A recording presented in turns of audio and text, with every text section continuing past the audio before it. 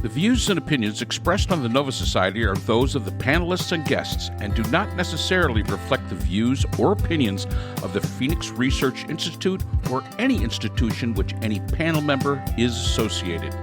Reproduction or dissemination other than for the purpose of education or information without the express written permission of the Phoenix Research Institute or Nova Society Media is strictly prohibited. I'd like to welcome everyone back to the Nova Society. I'm your host, Dr. Brooklyn Ann Weldon, and I'm here with my panel, Dr. Scott Gershwer and Dr. Mark Bound. And today we are all weeping over the results of the 2024 presidential election. So with that, we will share our thoughts and our comments. We're glad that our listeners are back with us. What were the big issues, in the election? And I hate to say this, but it's beginning to feel, the more I read about the election and what the results are, the more I think that this was an election where Trump getting up and saying, look at my beautiful white skin. If I got to the beach, I would be able to tan, but I never get out of the office. I'm always working so hard, which is ridiculous. But emphasizing that he has white skin versus a black Asian woman who's married to a Jewish dude. And that really is the biggest divide in the country right now. This is, in other words, white supremacy. And that all the other issues, whether it's the economy or women's right to choose or take care of their own bodies, none of those things matter quite as much as racism and xenophobia and hatred and all that kind of stuff that we see in this country right now. White supremacy was the issue, and that's the big divide in the country. And you could very well be right. It's like when you were talking about, who might run in 2028.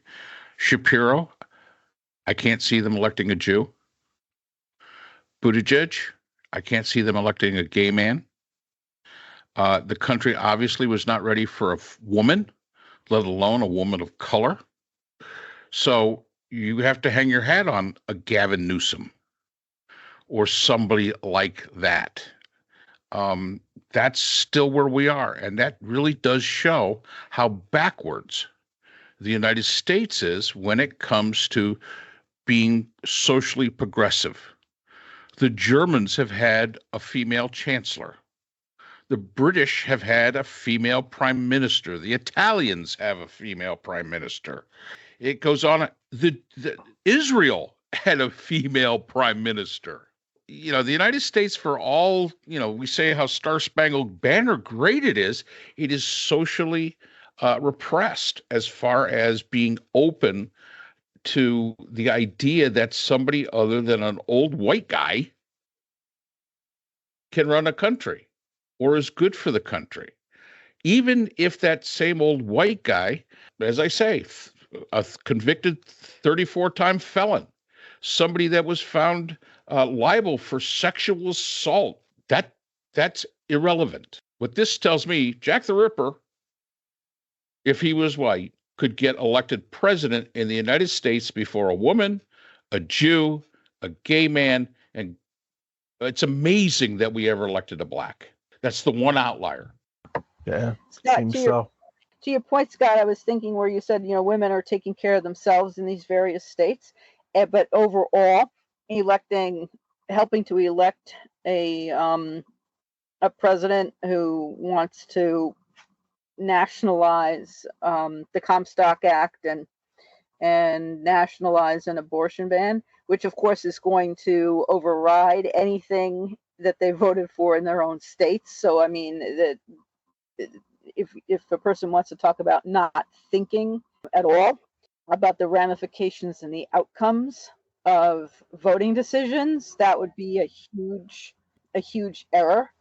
And yeah, it's most unfortunate if that is the case, and you may very well be correct. And it makes me so saddened to think that the United States is not yet ready for a woman. I don't care what color her skin is. And because I had really, really hoped that this would be the one, that Vice President Harris would be the one. I would love to see a woman of color, president of this country in my lifetime. But as you say, it's probably not going to happen now. Do you think then that President Biden made a mistake when he did not have a Democratic convention and voting? Well, I mean, we've talked about this a lot of times over the last 2 years that Biden made a mistake by hanging in there as long as he did. I understood what his impulse was. He didn't want to become a lame duck president until he had managed to squeeze out every last piece of legislation that he could. And he did that over the summer when he finally got the funding for Israel, Ukraine. There was supposed to be the border, but and Taiwan. So he got 3 out of the 4 of them. And then, after that disastrous debate, obviously, was really forced to step down. I mean, Biden was not himself. There are people saying that Biden would have done just as well. I don't believe that's true. I think that's crazy talk. But he should have given up the presidency and allowed a process to play out, 2 years ago. He had promised that when he ran that he would be a one-term president, and he should have stuck to that promise. That's kind of on him. By the way, the other 2 states were Nebraska and South Dakota. So Florida, Nebraska, and South Dakota are outliers in that they did not pass a ballot initiative to keep abortion legal in their states under any circumstances. Whereas those, I think it was 7 of them, had done before the election. And in this election, we add Maryland, Missouri, Arizona, Colorado, New York, Montana, and Nevada.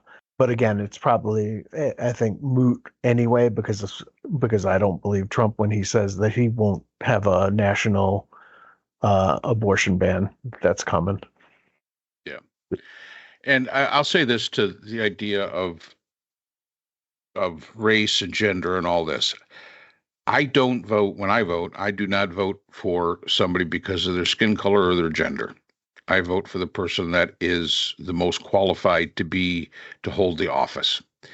And that's the way we should all vote, in my mind.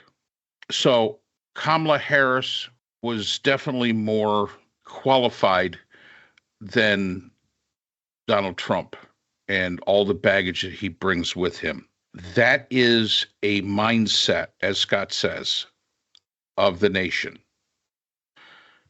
We don't care about qualification. We care about skin color and gender more. So that's the beginning of, if the United States is to survive as a democratic nation, that is the mindset of the American people that has to evolve. And I said it on a previous podcast here. The problem with any democracy is that it has to rely on the electorate. And that mindset of the electorate. Would I have liked to see Kamala Harris be the president-elect? Yes, I would have. I would have liked to have seen that, but not because she was black, not because she was Asian, and not because she was a woman. Because I didn't want Mr. Potato Head. That was the difference. Mr. Potato Head was a little too much for me. Now, if the Republicans had put somebody legitimate in there, couldn't tell you.